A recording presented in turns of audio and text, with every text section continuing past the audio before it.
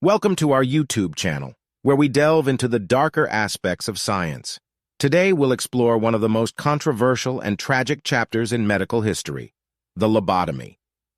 Lobotomy, a procedure developed in the early 20th century, aimed to treat various mental illnesses, but its impact on patients and ethics raises profound questions.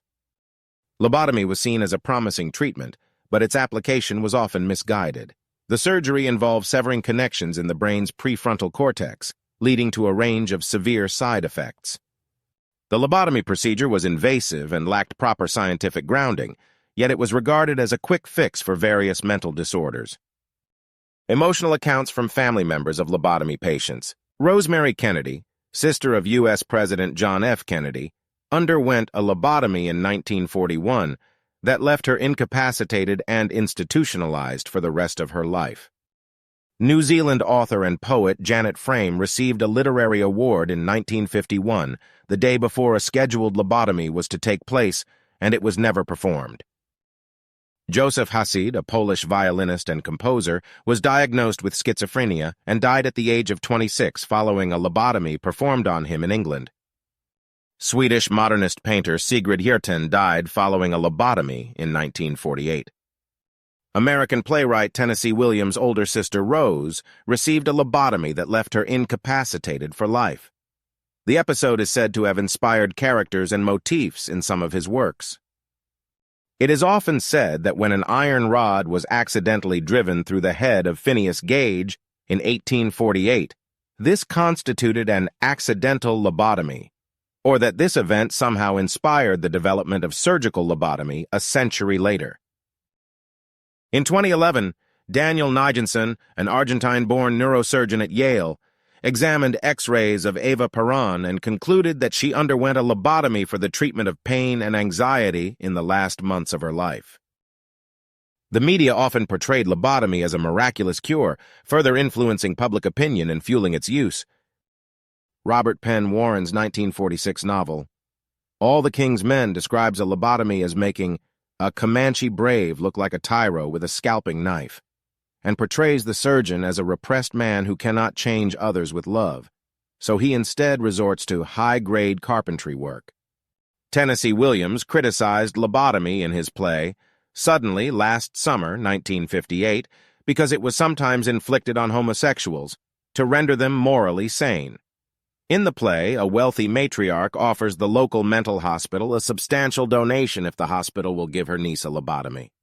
In Ken Kesey's 1962 novel One Flew Over the Cuckoo's Nest and its 1975 film adaptation, lobotomy is described as frontal lobe castration, a form of punishment and control after which there's nothing in the face.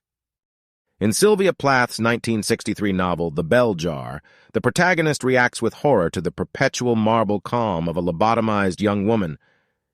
The 1982 biopic film Frances depicts actress Frances Farmer, the subject of the film, undergoing transorbital lobotomy, though the idea that a lobotomy was performed on Farmer and that Freeman performed it has been criticized as having little or no factual foundation.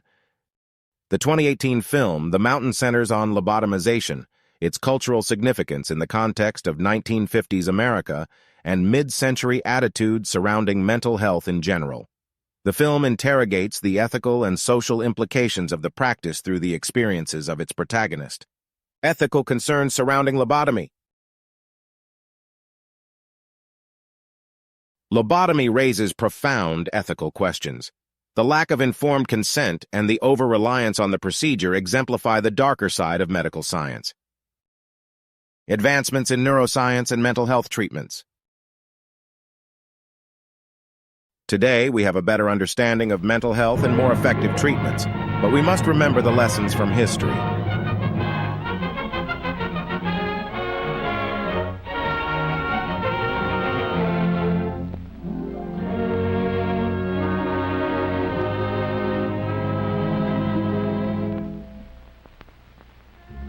Late in 1895, in a little university laboratory in Bavaria, Professor Wilhelm Conrad Röntgen first noticed the strange effect which led to the announcement of his discovery of X-rays.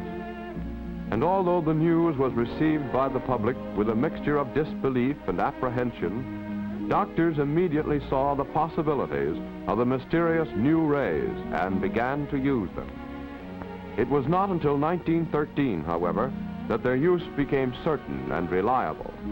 In that year, the hot cathode X-ray tube was introduced by Dr. William D. Coolidge of the General Electric Research Laboratory, the man who had already developed the all-important ductile tungsten lamp filament, and who now holds one of the world's few honorary degrees of Doctor of Medicine.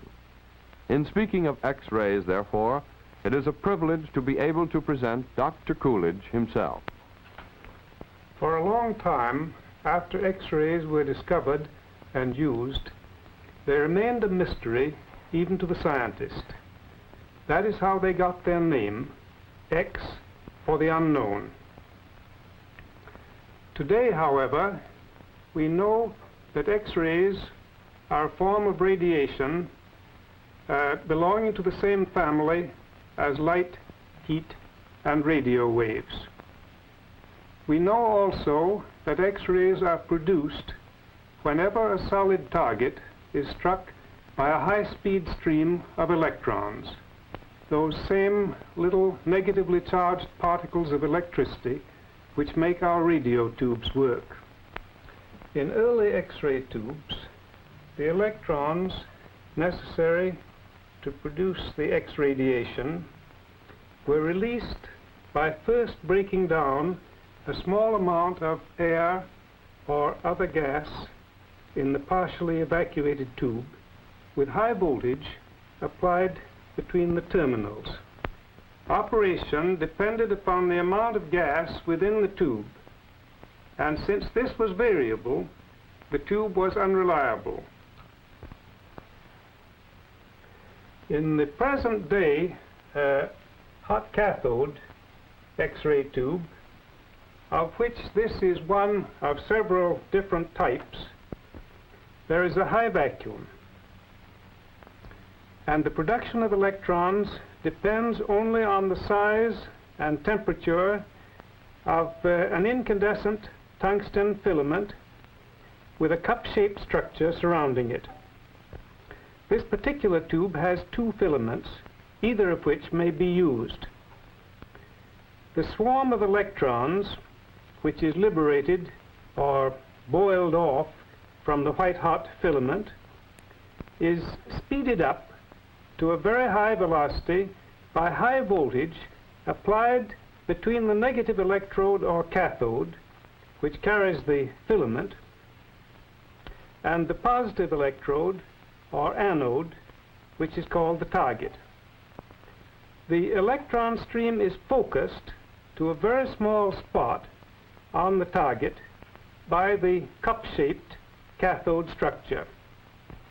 It seems that the electron stream striking the target at terrific velocity is stopped so violently that the electromagnetic radiation known as X-rays is produced.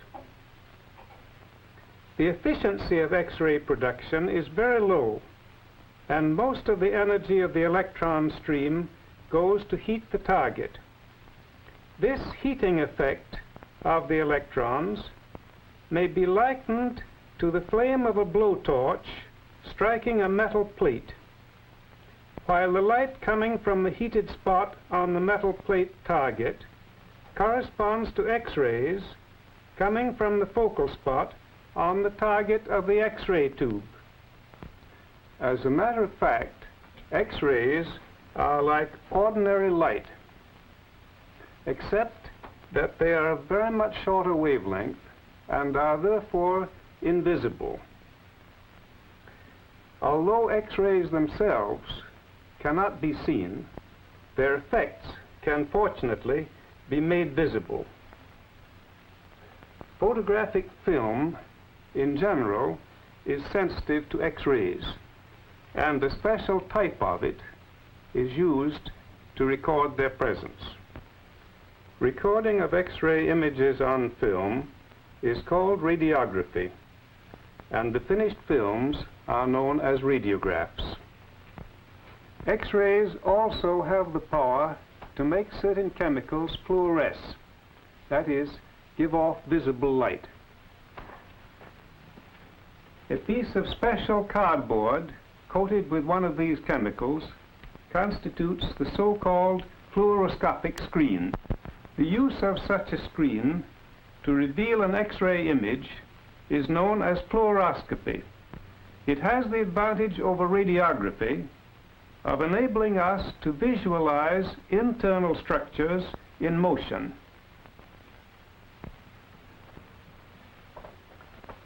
Besides being of much shorter wavelength, X-rays also differ from light rays in that they cannot be focused in a camera. So ordinary photographic procedure cannot be employed. Instead, we use a shadow technique. If I now turn on this small spotlight and place my hand in its beam, I can cast a shadow of my hand on a white card. Now, if instead of the spotlight I use an X-ray tube such as there is in this little portable X-ray unit, and if instead of the white card I use a film in a light-tight holder,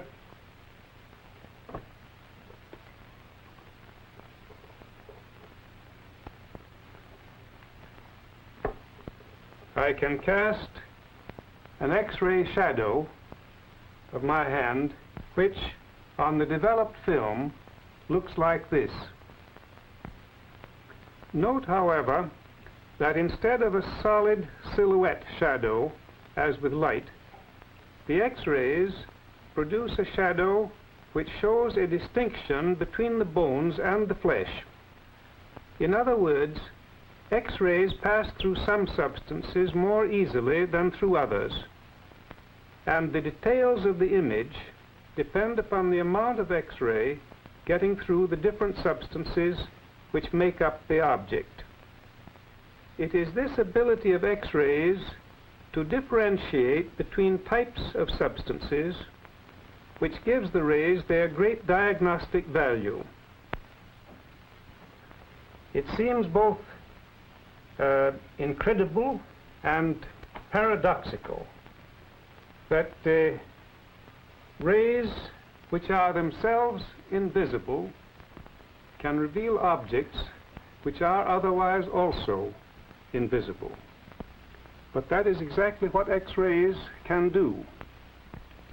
It is then no wonder that X-rays have, in less than half a century after their discovery, become so useful in medicine and industry. The story of lobotomy serves as a stark reminder that we must always approach scientific advancements with caution, considering not only their potential benefits, but also their potential risks and ethical implications. Thank you for joining us in this exploration of the dark side of science. Don't forget to like, share, and subscribe to our channel for more thought-provoking content. Stay curious and stay informed.